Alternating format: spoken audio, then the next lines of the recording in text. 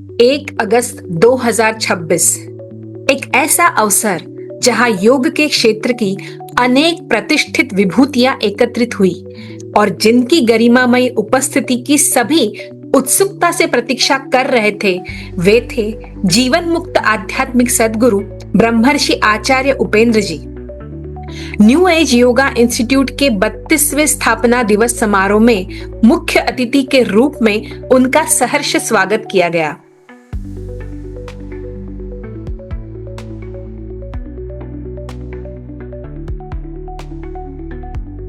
दीप प्रज्वलन के साथ कार्यक्रम का शुभारंभ हुआ। ब्रह्मर्षि आचार्य उपेंद्र जी के कर कमलों द्वारा योग रत्न पुरस्कार प्रदान कर योग के क्षेत्र में उत्कृष्ट योगदान देने वाले साधकों का सम्मान किया गया। अपने प्रेरणादायी उद्बोधन में आचार्य जी ने योग, सनातन ज्ञान और जीवन पर उनके सरल, तर्कपूर्ण और गहन विचार साझा कर उपस्थित सभी श्रोताओं को मंत्रमुग्ध कर दिया। योग क्षेत्र की अनेक अनुभवी एवं प्रतिष्ठित हस्तियां भी उनके ज्ञान की गहराई और व्यापक दृष्टिकोण से प्रभावित हो गई। आचार्य जी के प्रत्येक प्रेरक विचार पर पूरा सभागार उत्साहपूर्ण तालियों की गड़गड़ाहट से गूंज उठा। नमस्कार। तो मंच पर आसीन सारे अतिथियों को पहले नमस्कार। उसमें सम्माननीय श्री नितिन पत्की जी और श्रीमती संध्या पत्की जी, उनका खास करके पहले अभिनंदन करना चाहता हूँ। एक तो 32 साल कुछ योग की सेवा कर रहे हैं, उसके बारे में वापस आगे बोलने वाला हूँ। वैसे जो मंच पे योग रत्न वेंगो सर वो है, और अभी जो आपके बीच में मेजर जनरल विश्वास राव जी, अभी वो आ नहीं पाए, बीमार करके बोले थे, तो उनके लिए पहले स्वास्थ्य के लिए हम प्रार्थना करेंगे। तो वैसे आप भी यहाँ पे जितने सारे योग शिक्षक होंगे, कोई योग गुरु होंगे, योगाचार्य और बाकी सारे योग साधक, पहले सबको नमस्कार। तो जो मेरी इंट्रोडक्शन दी थी उसमें एक चीज़ रह गया था कि मैं सिखाता तो हूँ योग बराबर है, लेकिन लगभग 17 घंटा नॉन स्टॉप सिखाया जाता है। एक दिन ऐसा लगातार 3-4 महीना चलता है। मतलब next day we have to come again. सुबह चालू होता है 6 बजे, रात को ख़त्म होता है 11 बजे, एंड उसमें एक भी ब्रेक नहीं होता, उसमें भजन नहीं होता, गाना नहीं होता। Where I keep on talking non stop. तो गले का कुछ तो तपस्या बहुत कुछ हो गया होगा, and people also set that is important. तो आज मुझे बोला गया कि 17 मिनट बोलो। तो मैं कोशिश करता हूँ। मैंने बोला मैं तो कालातीत होकर बोलूँगा, बट फिर भी जितना प्रयत्न कर सकता हूँ करते हैं, ठीक है। तो सर्वप्रथम अपने हमारे स्नेही श्री नितिन पत्की जी, आपके न्यू योग इंस्टीट्यूट के न्यू एज योग इंस्टीट्यूट के जो संस्थापक है, और संध्या पत्की, उनके वो पहले धन्यवाद करना चाहूँगा। निस्वार्थ भाव से वो आज 32 साल से जो कार्य कर रहे हैं, योग की सेवा कर रहे हैं, ये कोई आसान काम नहीं है। वैसे ही जो अपने योग रत्न अवार्ड विनर्स है, उन्होंने भी लगभग अभी 4 दशक से, मतलब 40 वर्ष से सेवा कर रहे हैं। तो इसको बताने के लिए, और जो मेजर उन्होंने भी जो किया है उसके बारे में बात करूंगा। पहले भारत को विश्वगुरु कैसा बनाना है, उसमें इनका योगदान कैसा होगा, इसके बारे में बात कर रहा हूँ। तो पत्की जी, मतलब दोनों पति पत्नी जो है वो काम जो कर रहे हैं, तो it is like 32 years, 3 decades. इतना कुछ आसान काम नहीं होता। तो ये बताना मुझे चाहता हूँ कि सत्व, रजत, तम, ये 3 गुण हम जो सीखते हैं, ब्रह्मा विष्णु महेश के जो गुण हैं, तो to start something is very easy. आपने अगर बोला मुझे रिश्ता चालू करना है, तो करना क्या है, कंघी लेना है, थोड़ा हेयर स्टाइल करना होता है, और फेसबुक आजकल जाना होता है, एंड आई लव यू 50 जगह भेज दो। कोई तो एक मी टू करके जवाब देगा ही देगा। To start relation doesn't require anything special, कुछ लगता नहीं है उसको। टू एंड रिलेशन तो कुछ भी नहीं लगता। भूल जाओ आपकी एनिवर्सरी कब थी, बोल दो कि तू मोटी है, तो रिश्ता टूटने को टाइम लगेगा नहीं। वैसे ही बिजनेस चालू करना है, टू स्टार्ट अ बिजनेस, कुछ पेपर वेपर दे दो तो बिजनेस चालू हो जाता है। To end something is very easy. Customer को भूल जाओ, माल मत रखो, तो अपने आप क्या होगा, बिजनेस बंद होगा। मेन थिंग होता है वो सत्वगुण, टू मेंटेन समथिंग, जो विष्णु बोला एंड लक्ष्मी जो लगते हैं। तो लाइक कंपनी चालू तो करो, 150 साल ब्रांड बना के रखना। शादी कर दी तो उतने टाइम बिना झगड़े का, या तो झगड़ा तो होता है लेकिन प्रेम से वो रिश्ता निभाना, दैट रिक्वायर्स समथिंग स्पेशल, वो सत्वगुण। तो वो मुझे उनमें दिखा, ये सब योग रत्नों में भी, सर में भी, कि 30-30 साल 40 साल, दैट रिक्वायर्स लॉट ऑफ सत्वगुण। तो मैं उनको जब पहले मिला तो मैं बोला मैं आता हूँ यहाँ पे, तो उन्होंने बोला कि सर आपको ही आचार्य जी मुख्य अतिथि करके हम बनाएंगे। मतलब ठीक है, मैं आऊँगा व्यवहार ज्ञान के लिए मुख्य अतिथि करके आता हूँ, लेकिन वास्तविक में यहाँ अतिथि, मुख्य अतिथि, चीफ गेस्ट ये पद से नहीं, क्योंकि योग के मंच में कभी कोई ऊंचा नीचा नहीं होता। और ये जिस दिन समझ में आता है उसी दिन योग आपका सिद्ध हुआ। भगवत गीता आप अगर पढ़ते हो 18वां अध्याय 55वां श्लोक, उसमें बोला है कि जैसे जिस क्षण मुझे योग समझ में आता है, भगवान जो है, जैसा है, जितना है, जिसको समझ में आता है, उसी क्षण वो भगवान में विलीन होता है। तो जैसे ही आप गुरु बनते हो, या आप बोलते हैं मुझे साक्षात्कार हो गया, मैं ब्रह्मर्षि हो गया, अगर उसके मन में भावना थी कि कोई आके मुझे नमस्कार करे, मैं शिव हो गया, उसी समय कुछ गलती कर दी। क्योंकि जिस क्षण समझता है कि मैं शिव हूँ, उसी समय समझता है कि सब लोग भी शिव थे। वो सामने में भगवान देखता है, उसमें देखता है पहले। ये जिस दिन समझता है उस दिन योग असली होता है। तो थोड़े टाइम पहले मैं जो देख रहा था, आयोजन सब बहुत अच्छा किया था, लोगों ने अच्छी तरह से डांस और वो सब जब किया, एंटरटेनमेंट सब हो गया। उसमें कुछ प्रश्न भी पूछे थे, उसका भी उत्तर देता हूँ। उन्होंने पूछा था ना गुरु कैसे होते हैं, तो गुरु क्या ऐप से हो सकता है, काम हो सकता है, क्या क्या हो सकता है, तो बोला था। तो उसका उत्तर यह है कि गुरु बाहर नहीं होता, गुरु आपके भीतर होता है। गुरु तत्व उसको बोलते हैं। बाहर कितने भी गुरु आ जाए, वो सिर्फ मार्गदर्शन दे सकते हैं। आचार्य चाणक्य जी चाणक्य नीति में बोल कर गए, दुनिया में ऐसा कोई उपाय नहीं जिसमें एक दुर्जन को सज्जन बनाया जा सके, ऐसा चाणक्य बोलते हैं। ऐसा क्यों बोलते होंगे? एक मार्ग नहीं उसने बोला है। तो दुर्योधन को कितना तो भी योग का ज्ञान सिखाया था, वो बदल नहीं सका। वो गुरुकुल में तो गया होगा, पर घर में ही शकुनी मामा बैठे हैं, घर में ही धृतराष्ट्र बैठे हैं। तो पहले हमको अपने अंदर सात्विक बुद्धि, थोड़ा रियलाइजेशन जिस दिन आता है ना, उसी दिन गुरु आपकी मदद कर सकता है, नहीं तो गुरु भी मदद नहीं कर सकता। किसने कहा कि गुरु को बहुत ही विद्वान होना चाहिए, ऐसा लगता है आपको? How many of you feel guru हमसे ज़्यादा विद्वान होने चाहिए? If you have to go to some guru has to be very scholarly person, right? तो दत्तात्रेय के पास देखो, 24 गुरु थे, उसमें से एक भी गुरु उनसे विद्वान नहीं था। वो मकड़ी होगा कि कौन था, सांप था कि कौन था, अजगर। It is how you extract that knowledge. वो आपके अंदर का गुरु होता है, वो जिस दिन जागरूक होता है, तब बाहर का गुरु सिर्फ आपको सहायता करता है, वो आपके हलाहल विष लेता है। ये ऐप होगा या बाकी सब कुछ होगा, वो सहायक होते हैं। आई एग्री, एक फिजिकल गुरु की आवश्यकता होती है। अगर नहीं होता तो सिर्फ किताब होती है, कोई स्कूल नहीं होता, स्कूल में कोई टीचर नहीं होता। अपने बच्चे को सिर्फ नोटबुक देते थे, पढ़ो। तो आज का एजुकेशन अनफॉर्चुनेटली जो बाहर है, it is like knowledge transferred from the books of the teacher to the books of the student without passing through the heads of either। ये आज एजुकेशन सिस्टम हो चुका है। वो रट रहा है, एग्ज़ाम के लिए कर रहा है, वैसे ही योग का हो गया है। तो मैंने बोला, सर को बात कर रहा था कि उनकी आइडिया है कि पूरा देश भर योग फैल जाए। तो मैंने बोला मेरा भी काम तो वही है, हम लोग तो नहीं हो गए पहले बार जब मिले तब।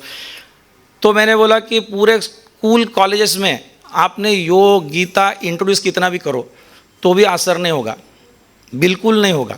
क्योंकि प्रॉब्लम है वो सिखाएगा कौन? सिखाने वाला जब तक वो योग जीता नहीं, इसको बोलते हैं श्रोत्रिय ब्रह्मनिष्ठ गुरु होना चाहिए। श्रोत्रिय मतलब जिसने वेद अपने गुरु से सुने हैं, पार्ट नंबर 1। दूसरा ब्रह्मनिष्ठ, ब्रह्मनिष्ठ तो उसने खुद ने अप्लाई किया है। और तीसरा होता है तात्कालीन, कालाय तस्मै नमः, आज की विद्या आज के ज़माने में वो अप्लाई करता है क्या, ये 3 चीज़ लगते हैं। तो अगर इतिहास सीखना है तो वो गुरु नहीं चलेगा जो शिवाजी महाराज के बारे में बता तो रहे। शिवाजी महाराज एक अच्छे राजा थे, वो रायगढ़ पे रहते थे, ऐसा बोलने वाला नहीं। वो तलवार निकालने वाला ऐसा होता ना, वो बोलने वाला टीचर होना चाहिए। केमिस्ट्री सिखाना है तो हाथ उसका केमिकल्स के साथ जला हुआ थोड़ा होना चाहिए, ऐसा लगता है। वो उसको बोलते हैं अनुभव है उसको, he is lived that life, उसको योग। तो श्रोत्रिय ब्रह्मनिष्ठ। एंड तीसरा है शिवाजी महाराज ने तलवार चलाई थी, अब इसने भी सिखाया तलवार चलाओ। शौर्य तो शिवाजी महाराज को लोग है, सामने AK-47 से आया, क्या करेगा? तो इट इज़ आज की विद्या सिखा सकता है कि ये 3 लोग लगते तब मिलकर एक गुरु बन जाता है। ठीक है, यहाँ तक तो हो गया। और दूसरी बात बताना चाहता हूँ कि नितिन सर जी है, संध्या मैडम जी है, तो जब मुझे उन्होंने बताया कि लगभग 2000 शिष्यों को रोज़ वो सिखा रहे, एवरीडे थ्रू अपना बीएमसी के शिवयोग केंद्र के द्वारा, ये भी एक अचीवमेंट है। लोग एक आदमी को सिखाना मुश्किल होता है, ये 2000 लोगों को रोज़ सिखा रहे हैं, वो बात नहीं भाई। एक तो है चलो शिष्य बना एक बात होती है, जैसे अगर एक डॉक्टर है, सब पेशेंट है पर ठीक कोई होता ही नहीं, तो फ़ायदा है क्या कुछ। स्कूल चालू कर दिया, लेकिन स्कूल में अगर स्टूडेंट्स आ गए लेकिन पास कोई हुआ ही नहीं, तो इम्पोर्टेंट होता है कि कोई दूसरा कुछ अचीव करता है क्या, दूसरा कोई टीचर बनता है क्या। तो मुझे और एक बात अच्छी लगी कि उन्होंने 600 से अधिक योग शिक्षक बनाए। स्टूडेंट तो बहुत होते हैं, लाखों स्टूडेंट्स लोगों के पास होते हैं। अगर किसी गुरु को मैं पूछता हूँ, क्योंकि इस देश के जितने सारे बड़े गुरु हैं उन सब से मैं मिलकर आ चुका हूँ, काफ़ी गुरुओं का आशीर्वाद लेकर आ चुका हूँ। उन्होंने इतना ही कहा कि भारत विश्वगुरु होना है तो आचार्य जी आपके सिवा नहीं होगा। क्योंकि मेरा ये मैं अहंकार से नहीं बता रहा हूँ, लेकिन मैं जैसा सर ने कहा कि अगस्त्य मुनि का नाड़ी ज्योति जो दक्षिण में फेमस है, वैसे काफ़ी गुरु ने एक ही बात कही कि इस देश में प्रत्येक गुरु अपना अपना एक काम कर रहा है, एंड प्रत्येक गुरु एक मणि है, everyone is a gem. लेकिन उसको एक माला में पिरोना होगा, उसके लिए एक धागा लगेगा, एक पेंडेंट लगेगा। तो मेरा भाग्य इस जन्म में बोला है कि वो धागा आपको ये काम करना ही होगा, एंड इसलिए मैं पूरे भारत भ्रमण कर रहा हूँ, उत्तर दक्षिण पूर्व पश्चिम में सब, नॉट ओनली अपने धर्म का, अन्य धर्मों का भी।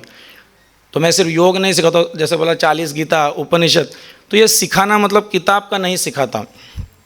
When I teach it is practical now and here. उसका फलश्रुति आता है क्या बताओ, तो हम लोग फलश्रुति देते हैं। मतलब हीलिंग सिखाना है तो आप भी कभी हील होता है क्या दिखाओ, पहले लॉजिक बता। तो भारत को अगर विश्वगुरु बनाना है तो उसके पहले मैं दूसरे अपने Yog Ratna ji Ilangovan sir, professor doctor Ilangovan sir, तो इनको एक शब्द में अगर can I speak in English for you, हाँ, in one word if I want to describe it is like you have done gyan tapasya 40 years। And उन्होंने कहा कि एक आदमी का PhD, getting one PhD is difficult. Yes, तो when I came across this profile 51 students with PhD, 130 students with MPhil, and कितने सारे papers जो मैं भूल भी गया, 400-500 कुछ पेपर्स उन्होंने किया। So much of work is done in this much time, and then about that उनकी उम्र जितनी होगी उससे ज़्यादा अवार्ड्स कुछ बोला, इतने पुरस्कार, 60+ पुरस्कार। तो मैंने सर को बोला था कि मुझको बोला जा रहा है कि इनको सम्मानित करो। सर मुझे खुद को तो कोई अवार्ड मिला नहीं कभी, तो मैंने बोला मेरे पास तो कोई योग की डिग्री नहीं, तो मैं कैसे दूँ। तो मैं वही बताना चाहता हूँ कि मेरे पास कितने तो भी साधक आते हैं जो योगाचार्य खुद है, मैनी डॉक्टर्स आते हैं जो हील होते हैं, डॉक्टर्स मतलब जो 25-25 साल से एक्सपीरियंस है, allopathy, homeopathy, Ayurvedic, they come as a patient first, या योगाचार्य होते हैं सब कुछ। तो मैं बता रहा था कि मेरे पास तो डिग्री नहीं है, कुछ नहीं। तो लोग बोलते हैं आप कैसे हील करते हो लोगों को, आप कैसे योगी। मैं बोला मेरे पास डिग्री नहीं है इसलिए तो योगी हूँ, क्योंकि डिग्री जब होती है तो अहंकार आता है, डिग्री पहले छोड़कर आना पड़ता है तभी तो योगी बनते हो, तभी तो कुछ, you have to become empty first, खाली होना पड़ता है, खाली होने के बाद ही होता है। It is not just the degree, हाँ वो प्राप्त करना कोई प्रॉब्लम नहीं, उसके बाद वो छोड़ सकते हो क्या, ये उसमें महत्व होता है। और जो दूसरे योग रत्न जो थे अपने, हाँ मेजर जनरल विश्वास राव जी जो है, तो उनके लिए खास, अभी वो अपने अभी यहाँ नहीं है, बट उनके बारे में भी एक विशेष कहूँगा कि हमारे अंतर्योग में हम जब बात करता हूँ हर भाषण में, तो सर्वप्रथम सम्मान हम करते हैं तो अपने पुलिस, आर्मी, यहाँ तक कि अपने सिक्योरिटी गार्ड, वॉचमैन तक हम करते हैं। क्योंकि आपको पता नहीं होगा कि भगवद गीता 4थे अध्याय में पहले श्री कृष्ण खुद बोलते हैं कि योग जो है वो कभी ब्राह्मणों को या गुरुओं को अवगत था नहीं। योग जो होता है वो हमेशा राजर्षियों को पता था। अगर आपने भगवद गीता पढ़ी होगी 4था अध्याय, राजाओं को, सैनिकों को, इनको पहले समझता है बोला है, दे एक्सपीरियंस द वेद, क्योंकि उनको बहुत सारा संसार देखा होता है। हम तो बंद कमरे में रहते हैं, यहाँ रहते हैं आराम से अपने AC रूम में बैठते हैं, दे हैव सीन। अभी राजा को होता है तो कितना डिपार्टमेंट देखना पड़ता है, दे सी मैनी थिंग्स, एवरीथिंग। तो उनको पहले प्रॉब्लम्स आते हैं, फिर वो शांत कमरे में कोई ब्राह्मण को या गुरु को बोलते हैं इसके ऊपर चिंतन करके दो, उत्तर दो उसका। एंड इस तरह से स्वामी विवेकानंद ने वही बोला है कि पहले राजर्षि को समझता है। तो वो जिन्होंने कहा कि हम सियाचिन ग्लेशियर पे जाके लड़ते हैं, तो it is like highest world का जो बैटल ग्राउंड है, जहाँ उन्होंने बोला कि कितना बर्फ़ होगा, कितनी ठंडी, -20 बोला। उधर आदमी युद्ध से कम मरते हैं, टेम्परेचर से खुद ही मर जाते। तो उन्होंने क्या बोला कि मैंने योग सिखाया किसको, अपने सैनिकों को भजन करना सिखाया। तो मेरे मन में पहले वही आया बैठे बैठे, हाँ, एक तो सैनिक ऐसा होगा, सोचता होगा सर हम युद्ध करने आए हैं कि आश्रम में आए हैं, ऐसा एक जन ने तो सोचा ही होगा। बट ये मैं बताना चाहता हूँ कि योग हमेशा सिर्फ आश्रम में या योग कक्ष में नहीं सिखाया जाता। गीता कहाँ सिखाई थी? कुरुक्षेत्र में सिखाई गई थी, तो बैटल फील्ड में भी सिखाया जा सकता है, तो वही उन्होंने करके दिखाया, तो इसलिए उनका भी सम्मान करना चाहता हूँ। और दूसरी बात, वाई वी रिस्पेक्ट राज्यकर्ता वाले लोग और सैनिक, क्योंकि ये नहीं होगा तो आप कुछ काम ही नहीं कर पाओगे। आज ज़रा सोचिए 1971 से पहले बांग्लादेश था, उसके पहले 1947 के लिए पाकिस्तान भी था, अपना ही था, उसके पहले अफ़गानिस्तान भी अपना ही था, श्रीलंका वगैरह सब। आज वहाँ पे मतलब वो टाइम अपनी पूजा पाठ भी होती होंगी वहाँ पे, आज क्यों नहीं होता अपनी परंपरा वहाँ पे? क्योंकि वो प्रदेश ही अपना नहीं रहा अभी। If you can not protect our own boundaries, तो पॉसिबल ही नहीं है कि वहाँ पे अपना कुछ धर्म चलेगा। तो पहले जो देश बचाना पड़ता है तब धर्म बढ़ता है। तो अंदर बैठ के हमको कुछ अच्छा काम करना है, सात्विक काम करना है, तो we require the protection. Mahakali की शक्ति पहले लगती है। तो महाकाली की शक्ति के बगैर अगर आपका जो उसमें बोलते हैं गणपति प्रथम पूज्य करके बोला जाता है, लेकिन उसका ज्येष्ठ होता है सेनापति कार्तिकेय विदाउट। तो इसलिए श्री राम को बोला गया था कि आप धनुष्य बाण चलाइए।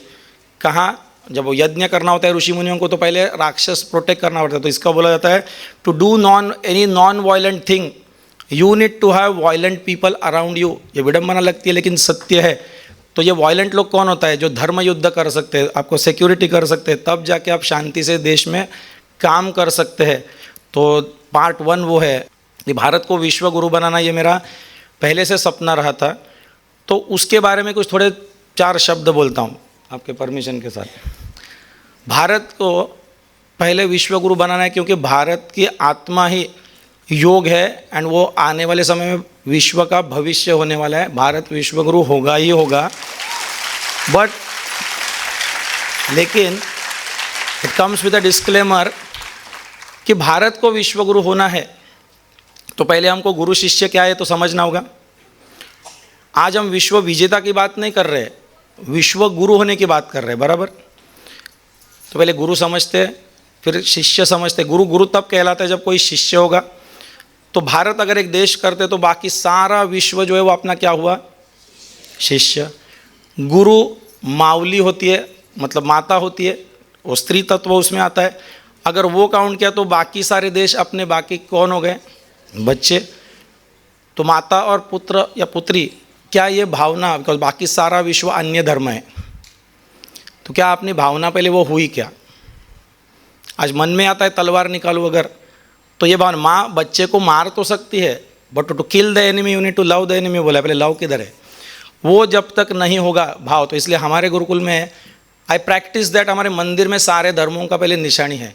वो नाम मात्र नहीं, हमारे पास सारे धर्मों के शिष्य आते हैं, उनको सिखाता हूँ। वो बोलते हैं, अपना दूसरे धर्म के लोग बोलते हैं आपका गुरुकुल में हमको ज़्यादा सेफ लग रहा है, हमारे खुद के इधर नहीं लगता। सो दैट एटमॉस्फेयर, जैसे योग में बोला है अहिंसा का फलश्रुति है वैर त्याग, उसके औरा से होता है। And that is what we will be doing. तो हम शस्त्र से नहीं शास्त्र से जीतने वाले हैं, याद रखना। हाउ इंडिया विल बिकम विश्वगुरु, शस्त्र से नहीं शास्त्र से। तो योग, योग शब्द का मतलब हम तो बेसिक स्कूल में सीखे। योग आता है युज शब्द से। युज मतलब जुड़ना, जुड़ना किससे? भगवान से। प्रश्न है कौन सा भगवान? वो गणपति से, शिव से, कि दत्तात्रेय से? कौन से शिव? कोई या देवी से, या दूसरा कोई बोलेगा अल्लाह से, कोई बोलेगा क्राइस्ट से। कौन सा भगवान से? नहीं, हम बोलते हैं अंतर योग। अंतर मतलब मेरा और आपके अंदर का जो अंतरात्मा है उससे जुड़कर। कोई बोलेगा मैं गंगा का पानी पीता हूँ, कोई बोलेगा जमजम का पानी पीता हूँ, वो मुस्लिम बोलता है। तीसरा कोई प्यासा है तो पानी पिलाएगा क्या? तब योग का कुछ फल दिखेगा। तो हम बोलते हैं वो योग किस चीज़ का? भारत अगर विश्वगुरु होना है तो बहुत सारे चीज़ का होमवर्क हमें बाकी है। मैं पर देश में जो भ्रमण करके हर गुरु को बोल कर आ गया, प्रत्येक गुरु अपना अपना एक काम कर रहा है। कोई गंगा बचा रहा है, मतलब प्रकृति का कर रहा है, कोई गौ सेवा में लगा है, कोई उपनिषद हिमालय में जाके सिखा रहा है, कोई अन्य अपना काम कर रहा है, कोई पॉलिटिक्स में कर रहा है। प्रॉब्लम वो नहीं है, एवरीथिंग इज़ योग। प्रॉब्लम है सब लोग सोच रहे हैं कि जितना मैं सिखाता हूँ वही योग है। कोई एक्सरसाइज कर रहा है, कोई बाकी सब कर। सब मिलके एक माला में जब तक होता नहीं है तब तक होगा नहीं योग। इन द ट्रू सेंस अपना योग करना मतलब ज्ञान विज्ञान का युति हुआ क्या? ज्ञान विज्ञान की युति होनी चाहिए कि नहीं पहले बताओ, क्योंकि कृष्ण 7वें अध्याय दूसरे श्लोक में बोलता है मैं तुझे तत्वज्ञान सिखाऊंगा लेकिन विज्ञान सहित तत्वज्ञान सिखाऊंगा। गणेश गीता पढ़ना पहला ही अध्याय 37वां श्लोक में क्लियर कट बोला है कि अपने ऋषि मुनियों ने विज्ञान से परब्रह्म जाना था, तत्वज्ञान से कभी नहीं जाना था। पढ़ो छांदोग्य उपनिषद 7वां अध्याय पढ़ो, जहाँ नारद जी भक्ति के उपासक है, वो कह रहे हैं कि मैं क्यों श्रद्धा करूं, श्रद्धा का पहले विज्ञान समझा, मैं शरण होने को निष्ठा करने को तैयार हूँ, निष्ठा का विज्ञान बता। अंततः बोला है कि अगर सत्य जानना है तो पहले विज्ञान जानना होगा। तो ये इतने सारे रेफरेंस जब दे रहा हूँ मतलब सत्य कहीं तो होगा। विज्ञान का मतलब ये होता है विशेष ज्ञान, एप्लीकेशन ऑफ द तत्वज्ञान। तो हमारे प्रॉब्लम हो गया साइंटिस्ट अपने शत्रु कैसे हो गए, मतलब ये God made man, man made science, who made science, ऐसा प्रश्न आ गया। तो स्कूल कॉलेज में गॉड एंड का विषय ऑप्शनल डाला है, कौन कौन आ गए? साइंस, तो उसको ये दूर लगता है। गुरुकुल में तीनों एक होता है। I hope people are enjoying. If I become a pain मैं छोड़कर जाता हूँ। हाँ okay okay okay okay okay okay okay. तो आपको एक सोच देकर जाता हूँ, चलो फाइनल, कि क्या ये ज्ञान विज्ञान की युति होनी चाहिए कि नहीं। तो उसके लिए हम बोलते हैं कि शिव जी को आपने देखा है क्या? किसी ने ना आपने देखा ना, कि वो निराकार है। लेकिन उसमें बोला जाता है कि विज्ञान में उसका शिव साधना करोगे तो ब्लड टेस्ट में दिखना चाहिए कि नहीं। जो फलश्रुति होती है वो फलश्रुति दिखती नहीं है तब तक उसको अंधभक्ति बोली जाती है। जब फलश्रुति आती है वो विज्ञान से दिखती है, एंड फलश्रुति दिखने के बाद जो होती है वो, उसमें बोला है कि श्रद्धावान लभते ज्ञानम। तो श्रद्धा उत्पन्न होती है वो फलश्रुति देखकर। Yes, it should give results. तो इसलिए हमारा पहला प्रयत्न है कि हमारे प्रत्येक शिविर ज्ञान विज्ञान युक्त होता है।